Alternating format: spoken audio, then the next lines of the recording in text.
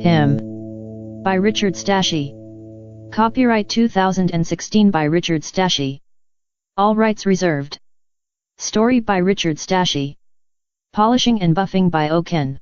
Narration by Rembots, F342, F4451, M2715, M2712, and BI3722. Prologue. It was raining hard. They were all huddled under an old viaduct. The children were running up and down its slippery slope. A typical behavior of the young, but there was something missing. Something elemental. Something oral. There was none of the sounds that ordinarily accompany children at play. No yelling, singing, or taunting. No boisterous laughter. No giddy squeals. None of the blood-curdling but good-natured screams which bring attentive parents running. Just the shuffling of old shoes on concrete. They were still having fun, but silently. Suddenly one of the boys took a tumble. Everyone froze. There was only the sound of the rain. He quickly checked himself. He was okay. Thank God he wasn't bleeding. He just brushed himself off and the game continued. Kids have a way of coping. They adapt quickly, they recover quickly, and most importantly, they run quickly. Many died running to their parents, but many more survived by running away. Now most survive. What to do with them? What to do? Joan's mind was wandering as she gazed at the children. She was not afraid. She guessed that you could only live in fear for so long, but she was feeling melancholy. Her mind often drifted from one subject to the next. Did you know Mrs. Wheatfield? She distantly asked her companion. Her name was Helen. We should remember that. They never remember us, like we don't deserve recognition. Mrs. Johnson died today, or even worse, Mrs. Edward Johnson. They always remember the men. They are never just the husband or the father. Sometimes we are just the wife, or the mother. He is survived by his wife, no name, just his wife. She shook her head and added, we must remember our names. She heard movement and looked down at her companion. I never liked you much, but I would still remember your name. Her companion started to rise. Joan thrust her sword deep into her chest, slicing her heart in two. Of course it continued to beat, it always did, but this bought her time. She two-handed her sword, fingers loose, Ernie Banks style, then she swung for the fence, and her companion's head fell to the ground. She kept hoping that one day, one wouldn't rise, just one. Maybe it would signal the beginning of the end. That's why she always waited, so she would know. So she could rejoice, but today was not that day. She continued her one-sided conversation. I just wish I knew your name. I'm sure it wasn't Cookie. Someone once told me that you earned that moniker by being the worst cook ever. Another said you were just as sweet as that tasty treat. She chuckled. Whatever the reason, I didn't know you well enough to find out, so I guess you'll just have to remain Cookie. It's a shame. If you were a man we would know your name. We always know their names. Even the most evil of them, we know their names. It's time we forget them. They probably started all this madness anyway. Remember that crazy man that killed all those people? Even women, children, and pets. And without mercy. Everyone knew his name. It was on everyone's tongue. I won't even say it. He most of all should be forgotten. I will not remember him. No one should remember him.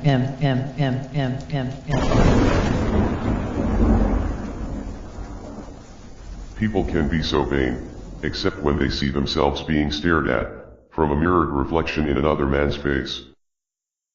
He only has eyes for you.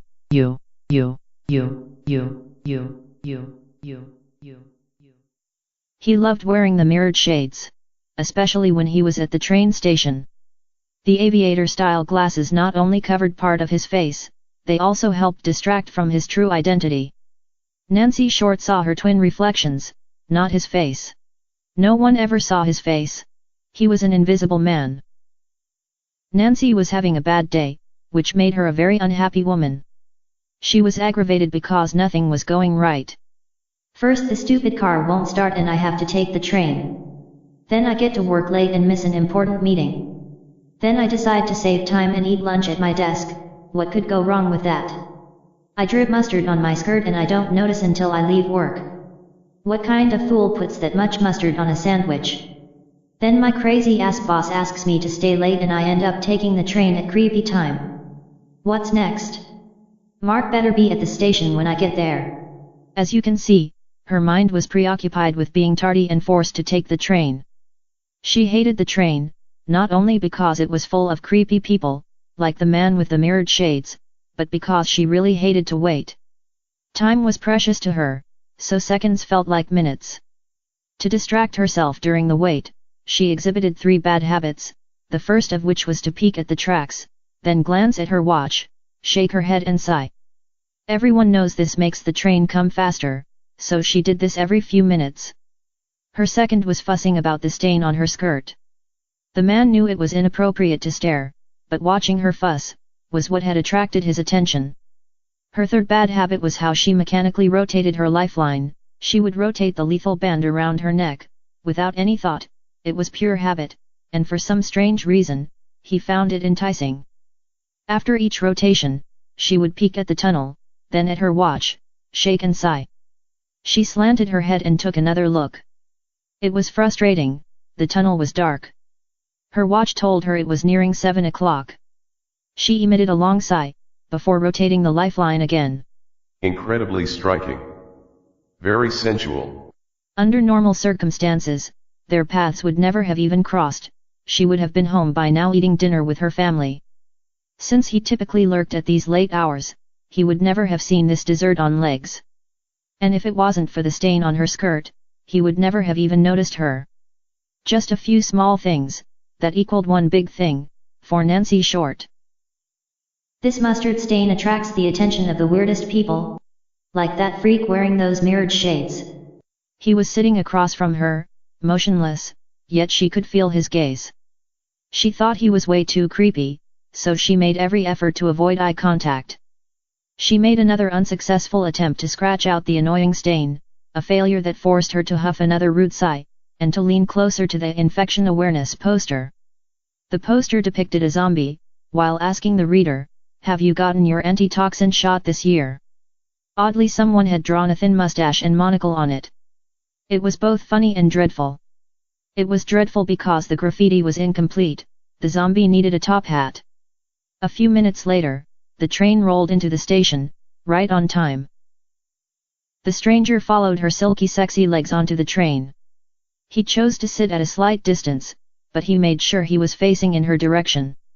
She noticed the man and was annoyed by his attention. She tried to keep her attention on meeting her husband and getting home.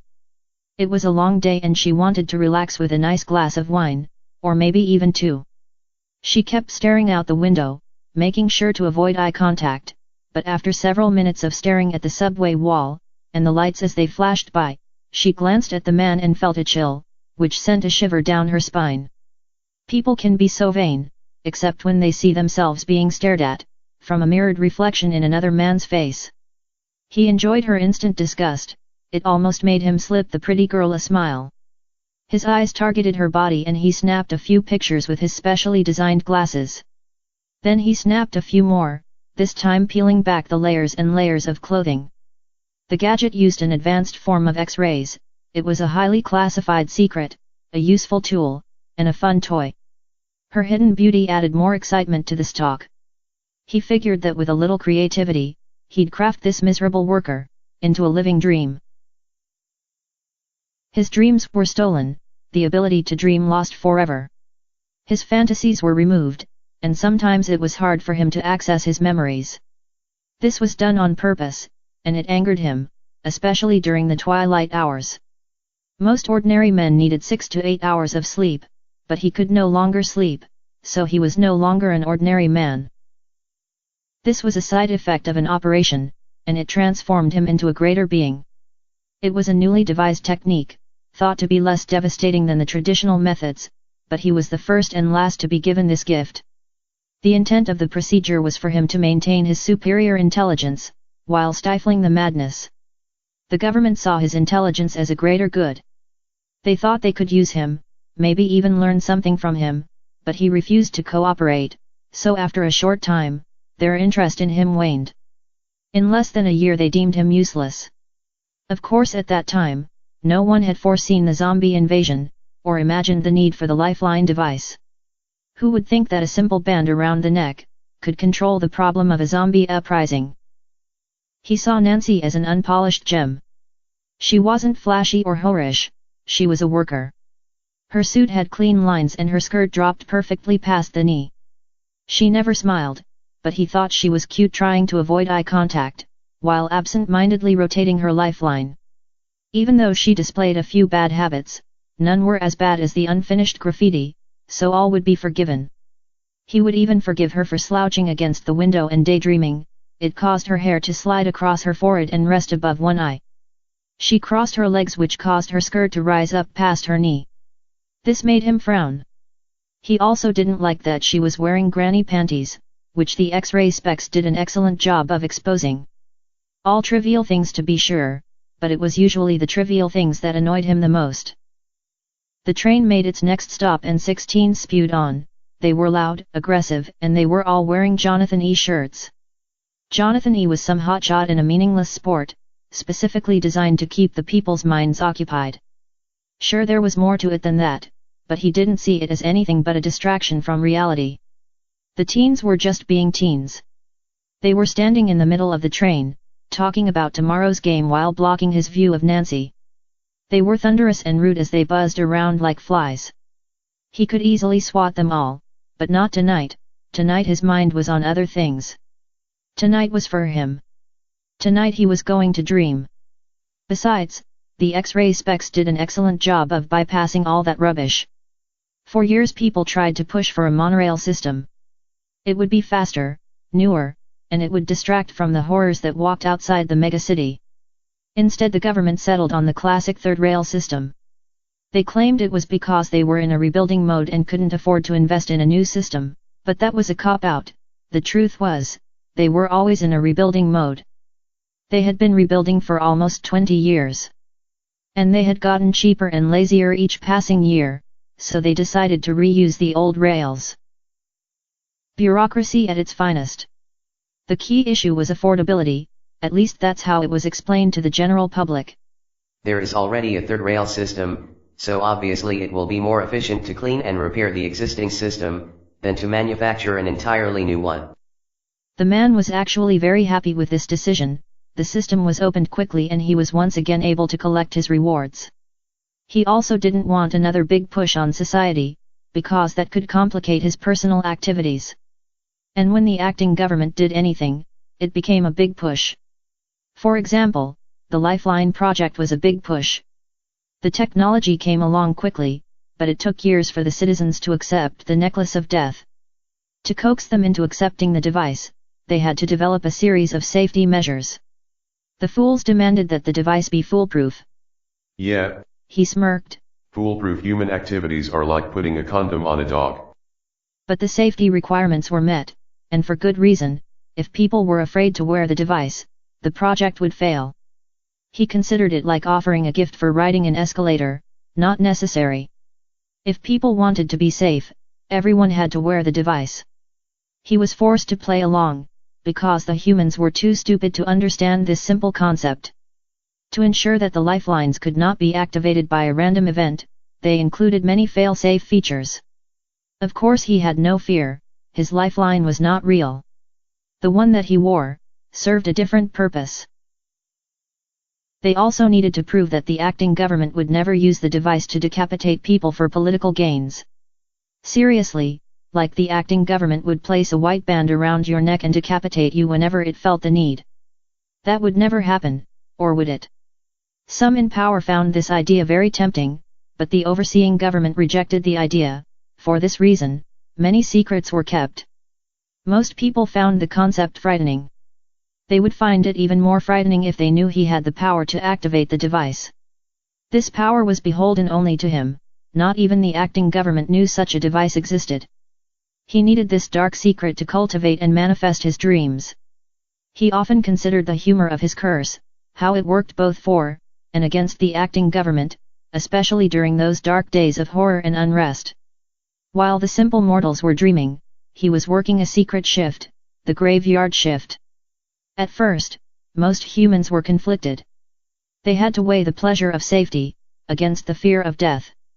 They didn't like the idea of placing a white band around their necks, knowing that its main function was to take their head. They were assured by the government that safety measures delayed this for a few hours, but few people trusted new technology, and no one trusted the government. The band also reminded them of their own mortality. It was a constant reminder of death, like wearing a hangman's noose around their neck. Finally, the acting government tackled this fear by ordering people to wear the device. Those who refused were expelled from the megacity.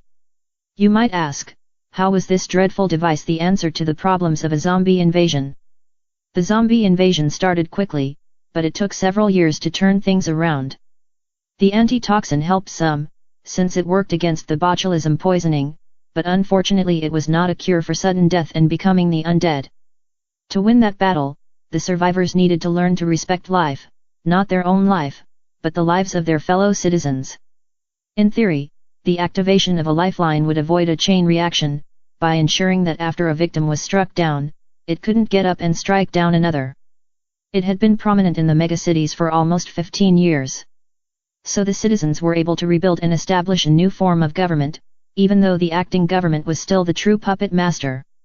They were able to construct new buildings and transportation systems. Enjoy fast food, sports, and wear silly Jonathan E. jerseys. They could even enjoy the Ozai's Nero art shows. As the twin reflections turned towards Nancy, he covered his mouth with his hand.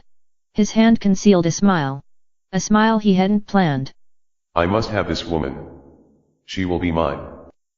The train made its next stop. Nancy abruptly stood and exited. He followed her onto the platform, then off the platform and down the stairs, then inside what seemed to be a long dark tunnel. This was the perfect spot for him to strike. He knew this because he had done it before, many times before, and always with success. His gloved hand pulled out a strange zapper-like device. It resembled a stun gun. It was unknown to the acting government, the citizens, and most importantly, the girl he was following. This frightening device was nothing compared to the godlike power in his other hand. He walked slightly faster and soon his shadow enveloped the girl. Willard Holden disliked being cramped, especially in a police vehicle with a partner that didn't understand the importance of tomorrow's game. The vehicle had a dozen overhead devices and a few computer monitors on the dash. This made it rather uncomfortable for two fully equipped police officers. He was typically laid back when he patrolled. He never liked the idea of pushing authority, except to get something for free, and he had mastered the art of getting things for free. His feeling towards the law was based on what he believed to be right, and what worked best for him. Don't get me wrong, Willard was not a crooked cop, he would never take any blood money. He was aware of the importance of keeping the peace, he just didn't want to be the one to keep it. Being a trained police officer, he instantly noticed a guy wearing a trench coat. He quickly assumed he was a shady drug dealer. He had observed many of these shady characters in the past. He had seen enough carnage in his youth that he felt he should let some rules slide, like the government's rules against recreational drugs. In his opinion, if its intent is to make people happy, why ban it? He decided to look the other way, and to scan his cell phone for gambling updates. The motive for the acting government to be against such behavior, as using recreational drugs, was not that complex. They placed a value, not only on human life, but on all of its components. The intent of this value was to recycle as much as possible. Recreational drugs could damage these vital recycling components, or even worse, make humans reckless, thus raising the demand for them. Addicts would also have to be housed in a special healthcare program. This was viewed as too costly, since their components would be too tainted for outside use. It would put too much of a strain on the acting government, especially when mankind was slowly rebounding from near total extinction. Addicts, if discovered, would be kicked out of the megacities. Dealers would fare far worse. Javanese Chris, on the other hand, was a very different man. He was uncomfortable in the car for quite a different reason. He was new to the police life, still enthused and ready for action. He wanted to make a difference. To change the world, not watch it go by. He was not used to all this downtime. He had witnessed a ton of carnage with his trusty sword, and bloodshed was an old friend, so he was ready to jump into the fray. Adding to his discomfort was the lifeline. Since he was an ex-zombie headhunter, he feared poetic justice. But it was one of the requirements to live in a megacity, so he was willing to endure the anxiety. Sometimes we need to do things we don't enjoy. Sometimes we must do things we don't enjoy. And sometimes we're willing to do things we don't enjoy, because we fear to do the things we love. Willard broke the silence. Can you believe that? Those bastards still think Jonathan E. is not going to play. Java thought it was amazing how Willard could read the information on his cell phone and still drive. Even more amazing was the fact that he had never struck a pedestrian. Sports topics were never one of Java's strong suits. He tried to enjoy the game, but he found it boring. Willard didn't understand. He really enjoyed the game. His friends and the other officers enjoyed the game, but most of all, his bookie enjoyed the game. He guessed that being a headhunter made you weird. Java felt pressured by the awkward silence and said, "It sounds like a stretch." He thought about it and cringed. This was something that he never should have said. Now Willard would feel free to rant about the silly sport. He just sat and listened while his partner drove the vehicle and vented his anger on the rule changes. No time limit, no penalties, and no substitutions. Sometimes we need to do things we don't enjoy. Sometimes, we must do things we don't enjoy. And sometimes we're willing to do things we don't enjoy, because we fear to do the things we love. At this point Java wanted to scream. He didn't care if Jonathan E. was forced to retire. He didn't care about the no substitutions clause or any of the other rule changes. He was so tired of the subject that he was tempted to walk across the street and say hello to Mr. Trenchcoat. Then he noticed the man was distributing drugs. He thought about it. In the Headhunter's Handbook it says, if you sense trouble, you must act reflexively. Before Willard knew what was happening, Java was out the door. What the hell? He swung the vehicle around and chased after his partner. The ex-headhunter pulled out the police-issued weapon. It was not his weapon of choice, it was an inferior sidearm. He aimed it at the drug dealer. Put your hands on the sidewalk. Now. Okay, Chief. Okay. The man said as he lowered himself to his knees. I'm on my knees, Chief. He then lowered himself to the sidewalk. Willard pulled the vehicle over and regretfully called for backup. The idea of filling out paperwork didn't please him. Java rifled through the man's pockets for contraband. He placed the items beside the drug dealer's feet. He found an impressively large gun. It was so profoundly huge, that even if he missed his target, it would be a hit. What's this for? The suspect kept his face to the ground as he answered. Big wild animals and other dangerous game. Java frowned as he remembered a former friend who was attacked and killed by a wild tiger. A weapon like this could have taken out the savage beast and part of the structure behind it. Don't be silly. Why would you need this weapon in the city? He snapped a kick. Speak up. Chief, it's for the other dangerous game. In the city. If you sense trouble. A vehicle slowly turned the corner. It looked like a minivan built for war. Its presence interrupted Java. Its side door slowly opened to reveal a man with a big gun. It was aimed at the standing policeman and the prone drug dealer. There were 3 others in the van, a passenger sitting in the next row with a weapon, the driver, and a third man. You must act reflexively. Java aimed his cheap gun and fired at the men. Nancy's high-heeled shoes echoed loudly in the tunnel. The noise overlapped the stalker's footsteps as he moved closer. He tightened his grip on the zapper as his heart pounded faster. She was halfway through the tunnel, so it was time to make his move. Java fired a barrage of shots, killing the driver and the goon in the back seat.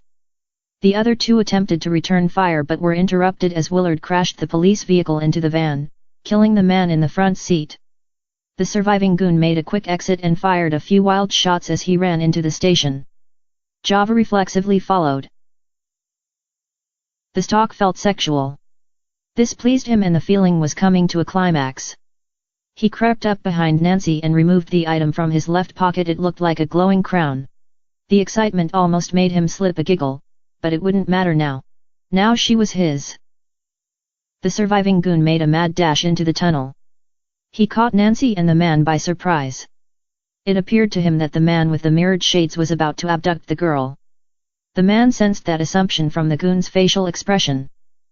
Java ran into the tunnel. He quickly spotted the goon and 2 bystanders, possible hostages. He carefully fired at the thug. The bullet ricocheted and hit his target in the leg. He hobbled a few steps, then fell to the ground, preventing the hostage situation. Java yelled at the bystanders, "Get the hell out." He kept his weapon trained on the downed man, but he knew he couldn't make a clean headshot. They were in the way, so he moved closer and continued to shout, "Move it! Move it!" Nancy hurried out of the tunnel. She didn't make any attempt to look at the goon or even the man behind her. If she had, the subsequent events might have taken a different turn. The man paused because he could feel that coming, but she didn't turn. She never looked back. He took a moment to take a few photos of the officer and his captive. Java thought it was odd for a guy to be wearing mirrored sunglasses in a dark tunnel, but there were more pressing matters at hand. He vaguely noticed the glowing object that was quickly concealed in the left pocket. A cell phone? And the one that was stuffed into the right. Keys. He didn't devote much thought to them, neither seemed to be a threat. The goon attempted to rise, but Java kicked him back down. "Drop your gun." He then noticed that the man with the mirrored shades was still there. "Mister, for your safety and mine, would you please leave the tunnel?" The strange man quickly turned and left. It was a chaotic scene in the parking lot. Police officers and gawkers were flooding the area. Though they were all drawn to the carnage, there was still a good chance for a man like him to be noticed. He quickly spotted Nancy. She was entering a vehicle. He targeted the license plate and snapped a few photos. Then he did what he did best. He hid in the shadows and vanished before anyone noticed his presence. Mark Short anxiously awaited his wife's arrival. He was relieved to see her emerge, unharmed, from the chaos and confusion. He kissed her as soon as she plopped down in the seat, before she had time to buckle her seat belt. This is why I don't trust public transportation. She didn't hear him. She was perplexed by the surrounding activities. What happened? I don't know. I must have gotten here right after it occurred. What a crazy day. One for the books. I don't understand why you were so insistent on going to work. I needed to be in. I had a very important meeting. She frowned. I missed it anyway. I got there too late. You weren't that late. It could have been much worse. Mark turned to Nancy with a smile. If you had taken the entire day off, you would have been 24 hours late. It wasn't a bad idea. By the way, she interrupted her husband's joke to ask a serious question. Is my car fixed? The car is ready. Mark's stomach made a gurgling sound. But I'm hungry. Me too. But what about Elizabeth? She's still at Rebecca's, so it's just you, me, and something nice to eat. He looked at the time. Holy crap, we need to get your car first or you'll be taking the train tomorrow. Sounds like a plan. Nancy smiled, but it quickly faded as she noticed the man with the mirrored shade staring at her. A chill ran down her spine. Mark expertly maneuvered the car through the chaos and out of the parking lot. The games children play.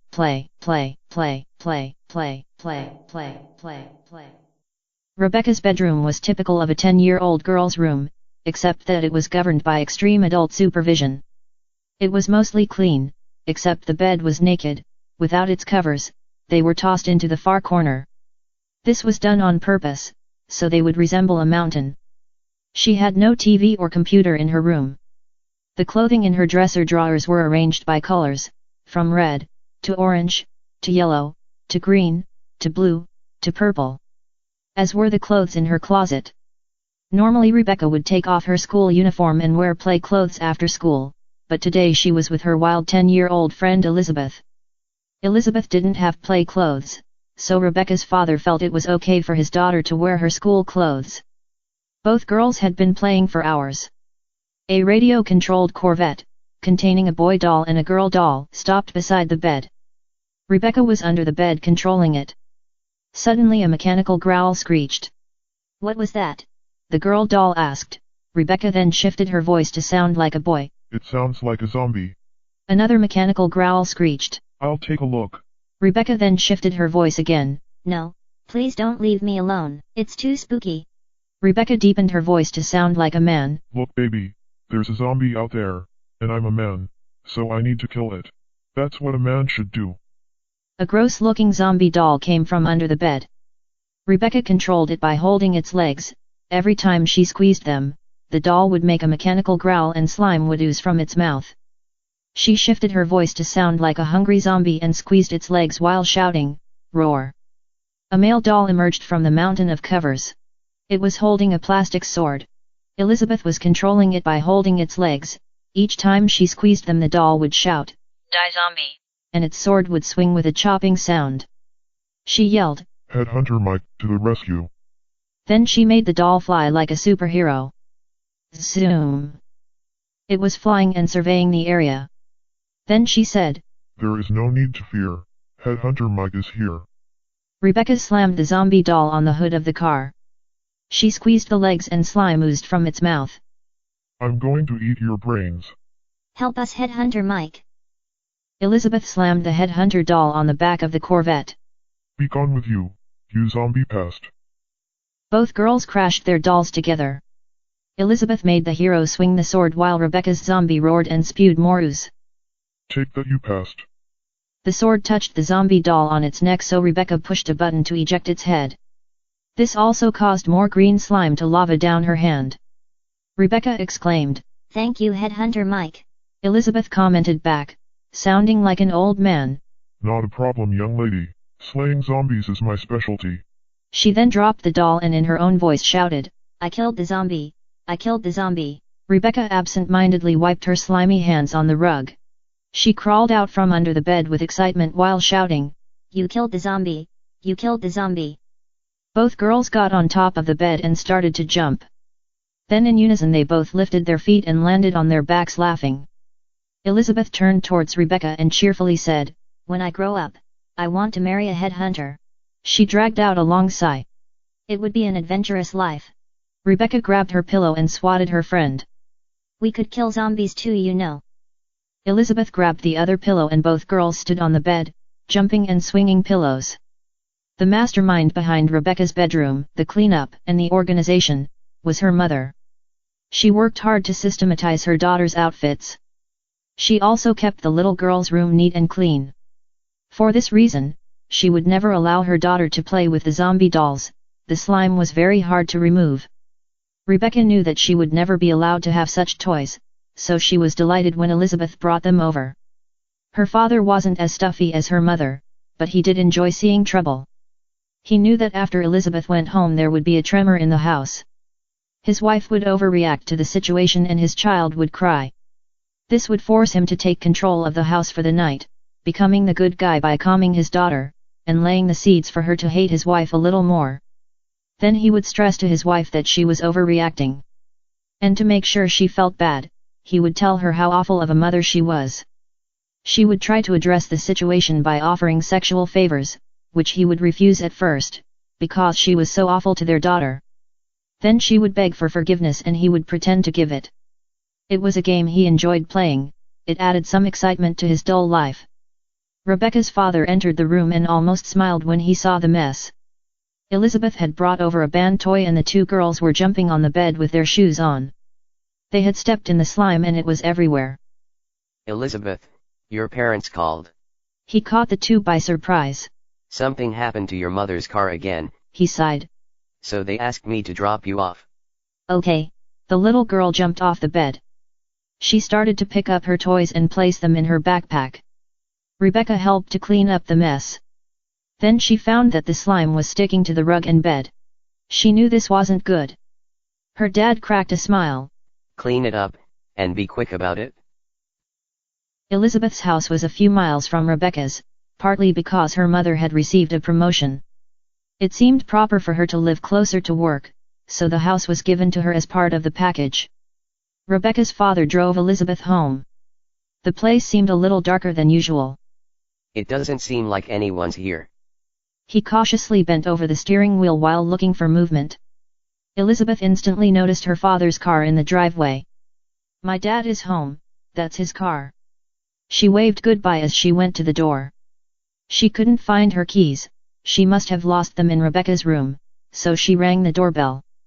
Rebecca's father turned on some heavy metal music, cranked up the volume and sped off.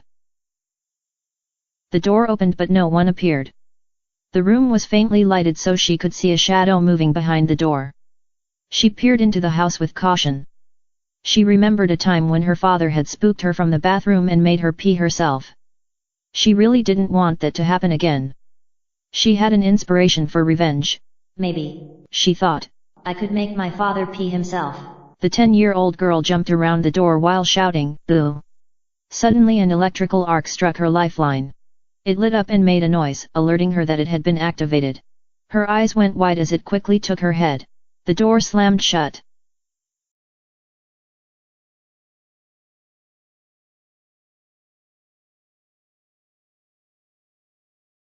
Thank you for listening to my audiobook, Him.